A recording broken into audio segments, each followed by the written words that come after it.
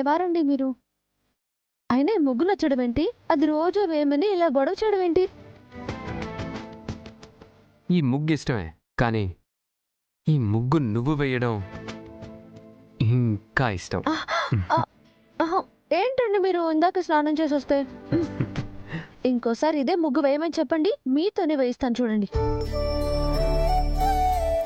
నువ్వు పక్క నుండి చెయ్యి పట్టుకొని వేపిస్తానంటే నేను వేస్తా.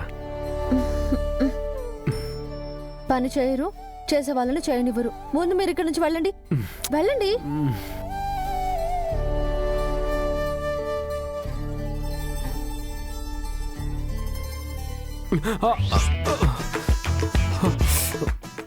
అయ్యో, ఏమైందండి?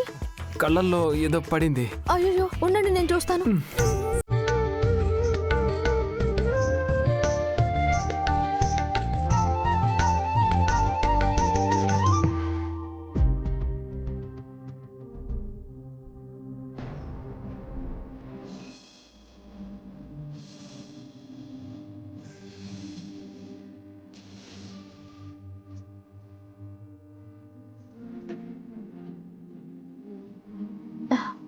అసలు మిమ్మల్ని ఇలా కాదు.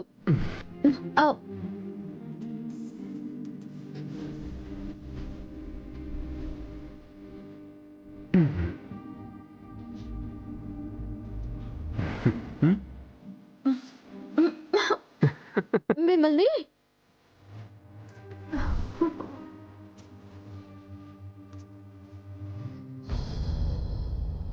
ఎప్పుడు చూసినా ఫోన్ చేయి ఫోన్ చేయి ఫోన్ చేయి అంటాడు.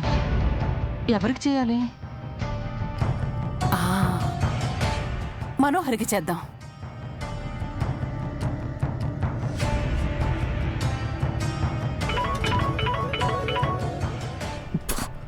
అనవసరంగా దీని తమ్ముడితో ఆ సరస్వతి ప్రాణాలు తీయమని చెప్పాను.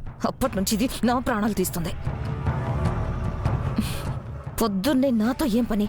నాకు ఫోన్ చేసావు. డబ్బుల కోసమైతే మర్యాదగా ఫోన్ పెట్టే. నేను వేరే టెన్షన్లో ఉన్నాను. ఏంది మనోహరి, పైసల కోసం తప్ప నేను నీకు ఫోన్ చేయనా ఏంది? అంతేనా నువ్వు నన్ను అర్థం చేసుకుంది? సరే, విషయం ఏంటో చెప్పు. ఇదిగో, గీ ముసలోడికి స్పృహొచ్చింది. మనిషి కొండ్రాయి లెక్క తయారైపోయిండు. కూతుర్ని అల్లుణ్ణి చూడాలని ఫోన్ చేసి పిలిపించమని ఒక్కటే లొల్లి. నిన్నొక మాట అడిగి ఫోన్ చేద్దామని నీకే ఫోన్ చేసిన. నీ వల్ల ఫస్ట్ టైం నాకు ఒక మంచి జరగబోతుంది మంగళ. వెంటనే అమర్కి ఫోన్ చేసి అర్జెంటుగా బాగీని వాళ్ళ నాన్నని చూడాలని అంటున్నాడని అందరినీ రమ్మని చెప్పారని చెప్పు. సరే మనోహరి. మనోహరి, ఫోన్ పెట్టేసినావా ఏంది? లేదు, చెప్పు. అదే ఇందాక టెన్షన్ అన్నావు కదా, ఏమైంది మనోహరి? అరుంధతి తల్లిదండ్రులు ఎవరో కనుక్కోవాలని అమర్ డిసైడ్ అయ్యాడు. అందుకే అమర్ ఇప్పుడు హాస్పిటల్కి వస్తే ఆ పనిని వాయిదా వేస్తాడు. ఈ ఒక్కరోజు తప్పించుకున్నా చాలు. రేపటి నుంచి నా గుడ్ టైం స్టార్ట్ అవ్వబోతుంది.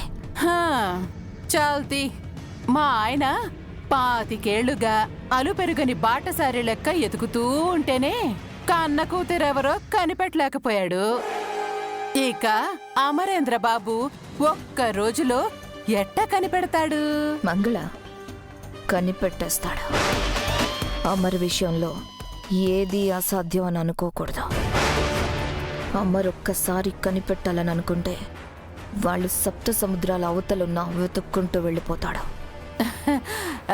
మనోహరి, నాకెందుకో నువ్వే ఎక్కువగా భయపడుతున్నావేమో అనిపిస్తోంది. అరుంధతిని చంపిన నువ్వు పక్కనే ఉన్నా పట్టుకోలేదు కదా. అమర్ అంటే ఏమనుకున్నావు? నేను తప్పించుకోగలుగుతున్నానంటే అది నా అదృష్టం, అంతే.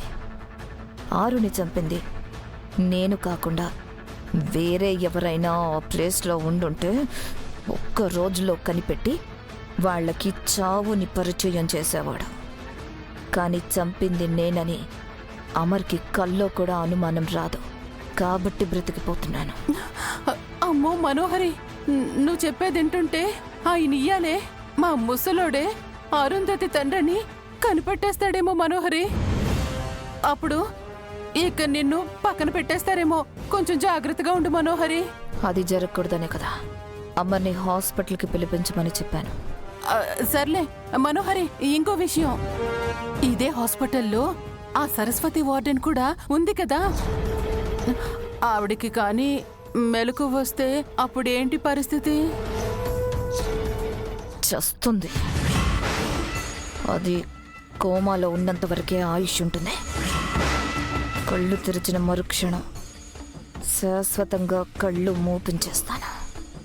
మనోహరి, నువ్వు గట్ల ఊరికే సంపుతా సంపుతా సంపుతా అని అనుకో.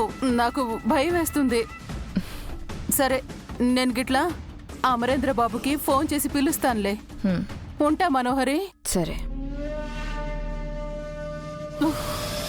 అమ్మో, ఈ పోరితో జర్రంత జాగ్రత్తగా ఉండాలి. నా మీద అనుమానం వస్తే నన్ను కూడా సంపనీకి వెనకాడదేమో.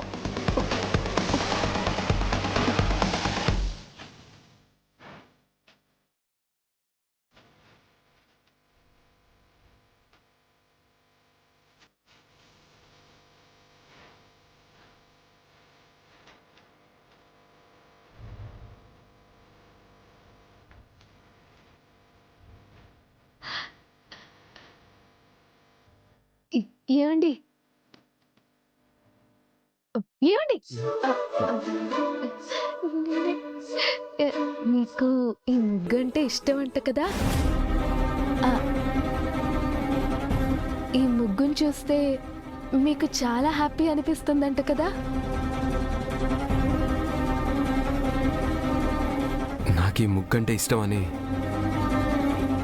నీకెలా తెలుసు? ప్లీజ్ మిస్ అమ్మా, అక్క చెప్పిందని మాత్రం చెప్పకు ప్లీజ్. అక్క చెప్పిందండి.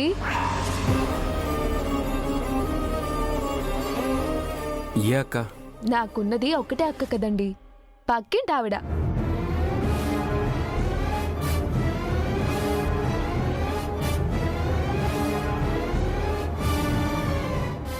ఈ ముగ్గంటే నాకు ఇష్టమని ఆరుకి తప్ప ఇంకెవ్వరికీ తెలీదు. అలాంటిది ఆవిడికెలా తెలుసు? అయ్యో, ఒకటి చేయబోతే ఇంకోటి జరిగేలా ఉంది. ఆరు అక్క ముగ్గేయడం చూసిందంట, అందుకే నాకు చెప్పింది. చూసిందా?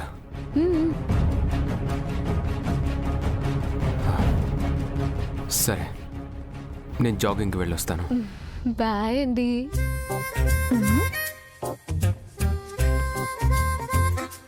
బాడీలో ఏమైనా స్ప్రింగ్స్ ఉన్నాయా? ఎప్పుడు చూసినా తిరుగుతూ ఉంటావు. సరే, వెళ్ళేసారండి.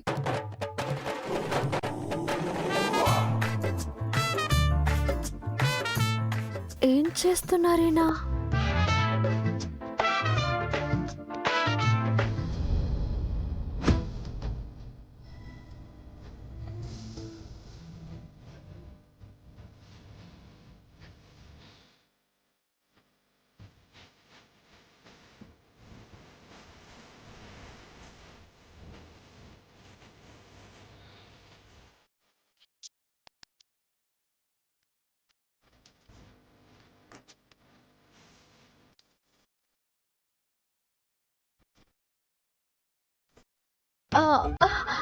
ఛీ, ఛీ, ఛీ, ఛీ, ఛీ.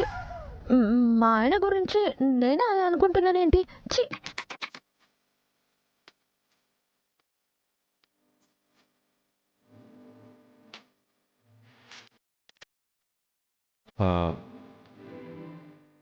అది అది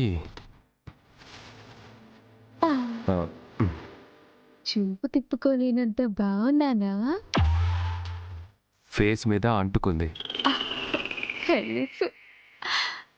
అందమే కదా, తుడుచుకున్నా పోదు. లూజ్ నువ్వు. కలర్ అంటుకుంది, తుడుచుకో.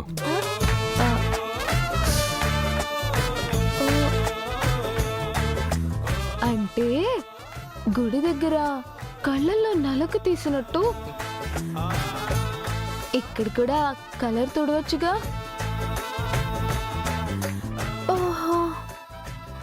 అంటే నేను లేనప్పుడు చాలానే జరుగుతున్నాయి.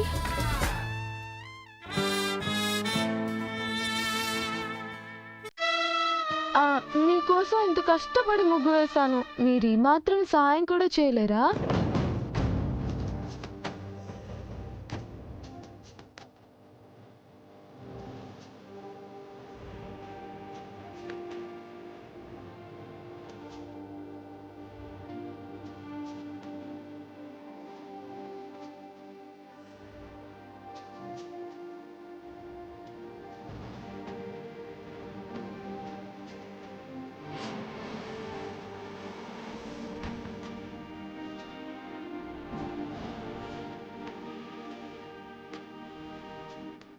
ముగ్గు చాలా బాగుంది.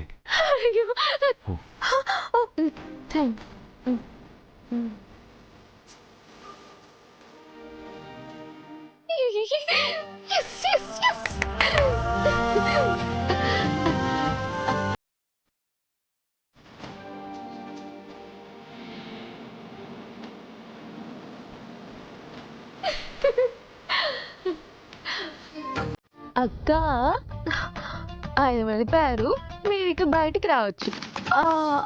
అశేషు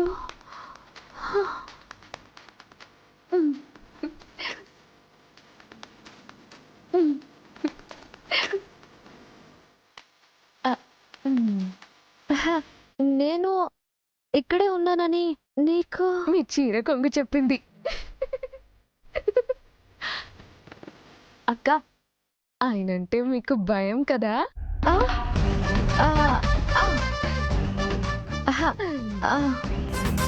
తాళి కట్టించుకున్న భార్యనైనా నాకే ఆయనంటే భయం.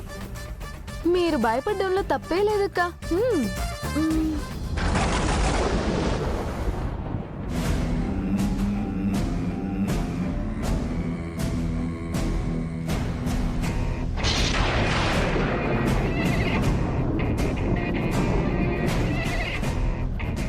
సడన్ గా మబ్బులు కమ్ముకుంటున్నాయేంటి? ఘోర పూజగానే మొదలు పెట్టేశాడా? నన్ను బంధించబోతున్నాడా? నా టైం అయిపోయిందా? అక్క, ఏమైందక్క అంత హడలిపోతున్నారు? నేను వెళ్ళాల్సిన సమయం వచ్చేసింది మిస్ అమ్మ. వెళ్తున్నారా? ఎక్కడికి వెళ్తున్నారు? ఇక్కడి నుంచి దూరంగా. మొన్నొకసారి వెళ్తున్నానన్నారు, ఆ ఊరికేనా? అవకాశం ఉన్నప్పుడు అక్కడికి వెళ్ళిపోయినా బాగుండు అనిపించింది. నాకిప్పుడు ఆ అవకాశం కూడా లేదు. మరి ఇప్పుడు ఎక్కడికి వెళ్తున్నారు? చీకటిలోకి, అంధకారంలోకి.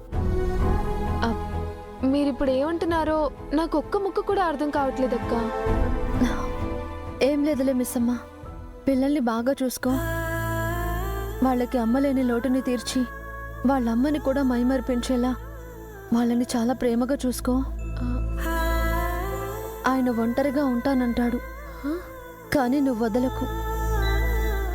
ఆయన నీ చేయి పట్టుకునే వరకు నువ్వు పోరాడుతూనే ఉండు. అత్తయ్య మావేలికి ఏ లోటు రాకుండా చూసుకో. ఇంకా ఆ మనోహరిని మాత్రం వదలకు. చేసిన అన్ని తప్పులకి లెక్క సరిచేసి అప్పుడు శిక్ష పడేలా చెయ్యి. మనోహరికి కుటుంబానికి మధ్య నువ్వున్నావనే ధైర్యంతోనే నేను సంతోషంగా వెళ్తున్నాను.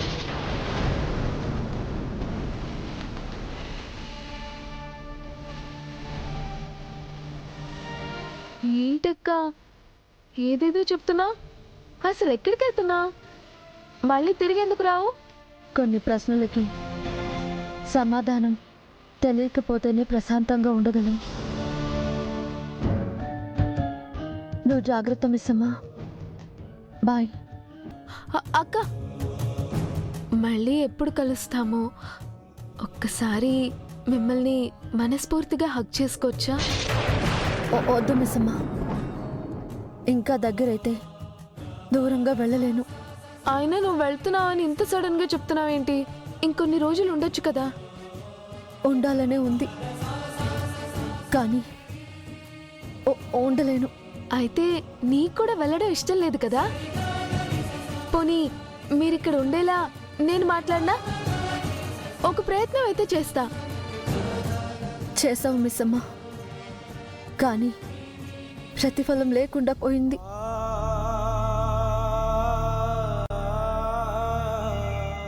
సరే మిస్ అమ్మ, బాయ్. ఉమ్.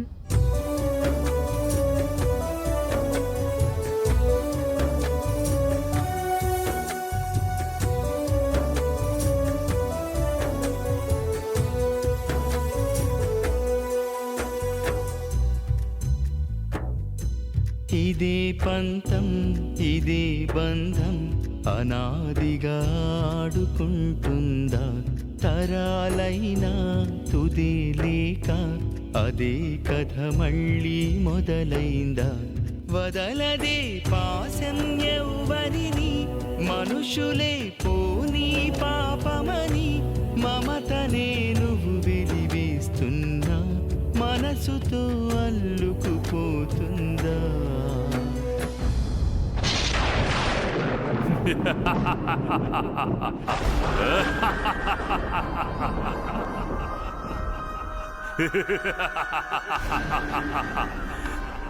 దేవా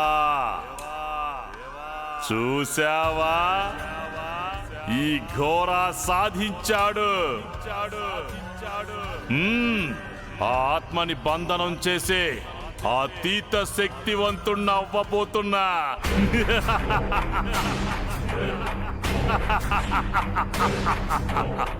భూత భవిష్యత్తులో ఇలాంటిది ఎప్పుడు ఎన్నడూ జరగలేదు, జరగబోదు కూడా. నా కఠోర దీక్షకి, నా త్యాగాలకు, నా పూజలకు ఇవాళ ప్రతిఫలం అందబోతుంది.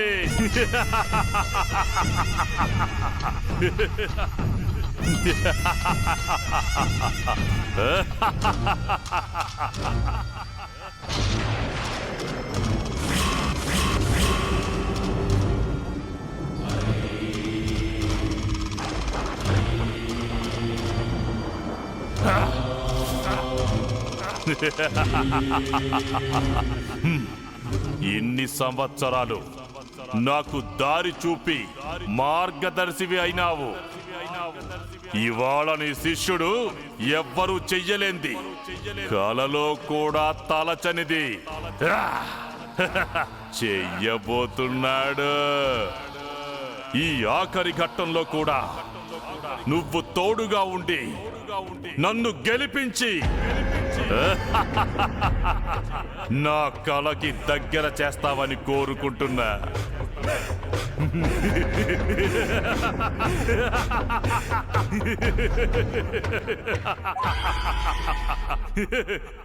ఆత్మా, నీ శక్తితో నా పూజని జోడించి ఒక మహాశక్తిని సృష్టించబోతున్నా. మానవ జాతికి అధిపతిని అవ్వబోతున్నా.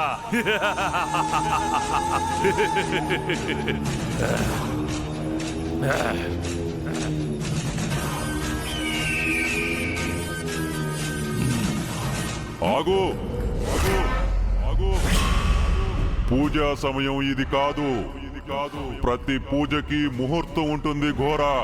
ఆత్మశక్తికి నీ పూజ తోడయ్యి నువ్వు అనుకున్నది జరగాలంటే గ్రహ బలం ఉండాలి. ఎప్పుడా ముహూర్తం ఎప్పుడుంది? సరిగ్గా 3 రోజుల్లో, అంటే నవమి నాడు రాత్రి 8:22 పూజ ప్రారంభించు. ఇక నీకు తిరుగుండదు, వాటమి ఎదురు రాదు. సరే దేవా, నువ్వు చెప్పినట్టు 3 రోజులు ఎదురు చూస్తాను. 3 రోజుల తర్వాత ఈ లోకాధిపతిగా నీ ముందు నిలబడతా. అప్పటిదాకా నా ప్రాణాన్ని అడ్డేసైనా ఈ అస్థికలని కాపాడుకుంటాను. శుభం భూయా.